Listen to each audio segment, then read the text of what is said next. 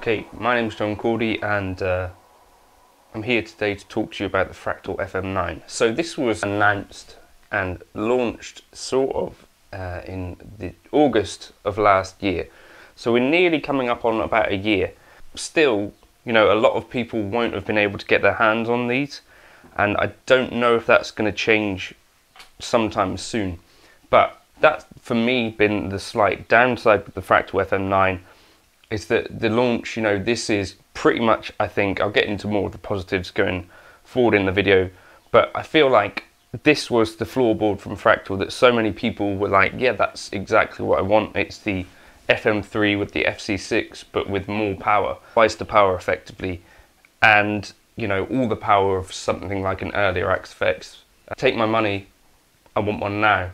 But, you know, typically most people that don't have a YouTube channel or something have not been able to get their hands on one until, I don't know, even up to this point. Let me know in the comments if you've got yours yet. I think obviously there's been a worldwide chip shortage and all that stuff, so I think probably that's the main factor for why that is the case. But I still think that, you know, given the competition out there and what the future of modeling might look like, I think the FM9 might be the safest bet out of, at the kind of top end of the market. You know, you could go for a Neural DSP Quad Cortex, you could go for a Line 6 Helix, I guess an XFX, or a Kemper. But Kemper is very old technology at this point, sort of a decade old. Helix is coming up on 6-7 years old, right? Quad Cortex, they've still got a ton of catching up to do, and to me it's not clear whether they will ever catch up in the way that a gigging musician might actually need in terms of flexibility,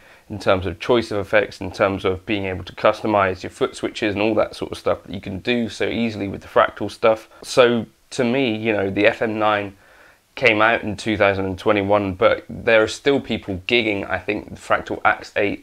These things, with the amount of amp models that you've got in there, the sheer amount of effect and the flexibility of the grid and all that, I think they stay future-proof for a long time until Fractal bring out something which competes with it, which is kind of their biggest competition in that regard, I think, because they tend to have quite a short-ish product life cycle. So for instance, the XFX 3 is now gone past Mark 2, Mark 3, it's like turbo now, right? Was there a Mark 3?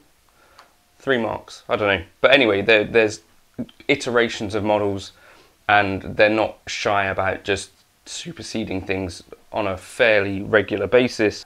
So that might be like the other slight downside to this, that you might find yourself with a slightly older Axe product quicker than you would if you had bought a Kemper or something like that, who are still basically using the same generation product as they were back then. So I don't know, weigh that up yourself. What I've found is that the FM3 is brilliant, and you know, that tiny form factor is super useful, and it's built like a painter's drill, super reliable, and a really good gateway into the Fractal world if you're wondering what it's all about.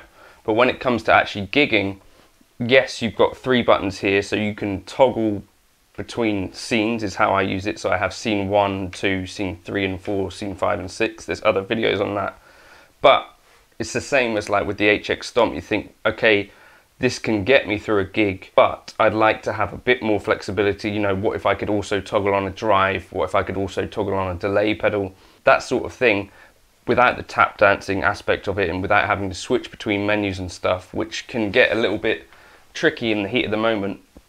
That for me is where the FM9 kind of comes into its own, because you can suddenly have everything pretty much that you need at your feet. You know, I've got a looper here at all times, I've got a delay, a drive, and a reverb that I can switch on or off. I can switch in and out of presets. I've got a tap tempo here at all times, and then I've also got the same thing that I'd use on the FM3, where I'd toggle between scene 1 and 2 and 3 and 4 and 5 and 6. So having 6 scenes at my feet easily, and also these additional stomps, to me it's very difficult to imagine a better scenario than that. You know, with the Quad Cortex you can't have this hybrid mode really yet, as far as I'm aware. Helix obviously can do this sort of thing, and for me that's totally the next most obvious choice.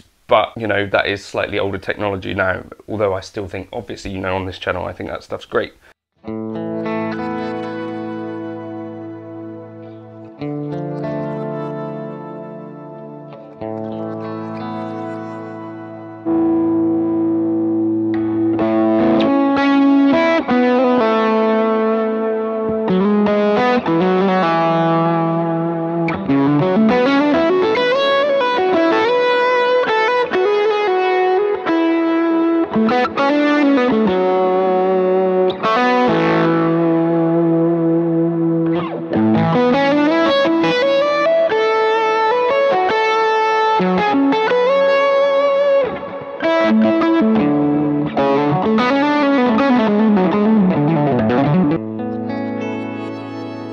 And the other really cool thing is that you can basically run pretty much full Axe FX3 presets on here. So I've pulled them across and stuff and done this.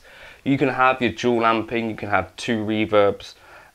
So basically my experience has been that anything almost that I created with the Axe FX3, unless you're specifically trying to push the limits of these things and go kind of wild with everything in the preset, you don't really bump up against these limits, I find, very quickly at all. I think that's the cool thing about the FM9, is that it takes you much closer to that Axe FX experience where you're used to being able to do dual amping, you're used to be able to have, you know, lots of delays and reverbs, whereas the FM3 is a slightly pared down experience, and the Axe 8 was as well. The FM9, you're basically getting that full Axe FX experience, but in a floorboard. So let me know your thoughts. Is there anything that you would have changed about the FM9, or does that fit your needs? For me, I think there's nothing really that I'd need in addition to that. You know, you've basically solved all of the problems. You've got, I say problems, the added processing power, and you've got the added foot switches, you know, 6 extra foot switches, and we know that in the Fractal world, a foot switch is worth at least 2 or 3. Bird in the hand is worth 2 foot switch. What's the saying? So yeah, really, really solid. It'd be great to see more people being able to get hold of them, and I don't know when that might change. Hopefully soon. But I think for a lot of folks this might be it. And let me know, are you thinking, or are you on the waiting list? Presumably you would have been on it. Might have been on the waiting list for a while, but I'm pretty sure that this was the one that most folks thought, ah yeah, actually that was what I was waiting for.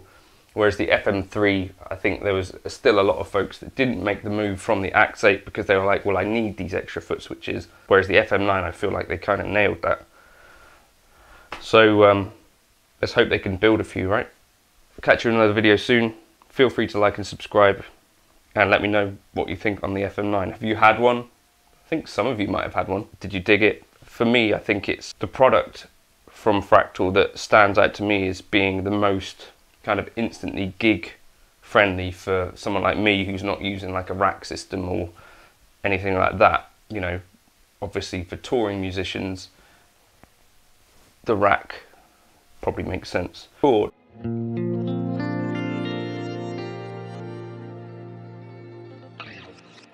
Cheers. Oh, this preset is called JC Ice, and it will work on an Axe FX3 or an FM9. Let me know if you want me to drop that into the folder.